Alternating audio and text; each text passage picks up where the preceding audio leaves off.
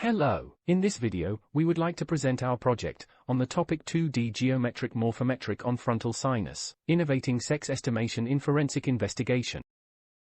This is Bob, a construction worker. In February 2022, somewhere in Kowlang village, Bob and other workers were digging a hole at the construction site and suddenly spotted a pile of human skeletons. Alarmed, Bob immediately called the police. The police immediately came. All the construction works were temporarily stopped, and all the workers were sent home after some questioning. Later, Bob saw on the news that the bones belonged to 33-year-old male that was reported missing last year. Kudos to forensic anthropology team.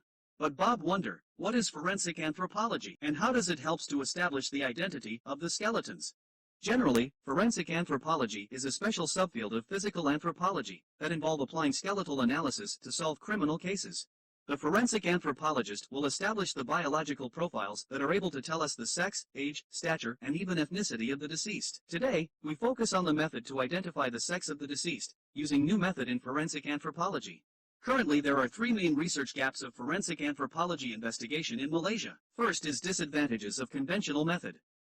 Calipers is traditionally used to estimate size of bones by measuring the linear distance such as length, height, and width of the bone. This is time-consuming, has poor reliability, high standard of error, as well as limitation on shape visualization. Second, limited frontal sinus database. Other bone structures such as skull and long bone database are readily available. However, these bones that are commonly used for identification are often damaged in recovered skeletal remains and may not be suitable for sex estimation, thus creating a need to look for another alternative such as frontal sinus. Frontal sinus has strong resistance to trauma, which make it well preserved in mass disasters. However, unlike the skull and long bones, the database of frontal sinus is not available. Third, limited Malaysian database. Unlike skull bone, the usage of frontal sinus for developing biological profiles in Malaysia is not available.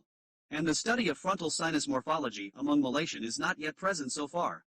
So in summary, the inaccuracy of conventional linear measurement, lack of frontal sinus databases, and limited Malaysian database makes it difficult for investigators to build an accurate biological profile for Malaysians. This is where we came in a group of researchers from various universities such as UITM, USAM, and USM, decided to develop a novel technique to evaluate frontal sinus within sex groups among the Malaysian population. That technique is called 2D geometric morphometric.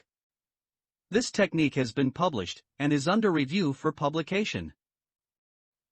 It also has been presented at 2 conferences in 2022 and published as a conference preceding paper.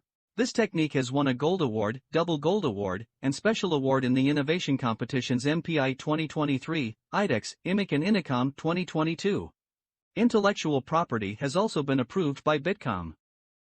So now, let's talk about 2D geometric morphometric method, and how it works. How do we turn a frontal sinus imaging into a biological profile that allow us to estimate sex of the unknown deceased? Every day, there will be patient coming to the hospital for a skull x-ray for all sort of medical reasons, hence producing a lot of skull radiographs that could be used as 2D model source for the analysis. Using the existing radiographs that the hospital currently has, we retrieve 453 of lateral skull radiographs and apply 8 landmarks on the anatomical structure of frontal sinus using TPS-DIG2 software. Then, the data were input into the Morpho-J software for geometric morphometric analysis. Now for the result, Procrustes ANOVA showed significant differences in the shape and size of frontal sinus between males and females. And the DFA demonstrated classification accuracy of 80.6% after cross-validation. This is to show the morphological differences of frontal sinus between males and females using 2D geometric morphometric method, in which the male's frontal sinus tend to appear in wider shape than the female's. So, to conclude, the results of significance and high classification accuracy suggest that geometric morphometric method is a reliable method for sex estimation on frontal sinus.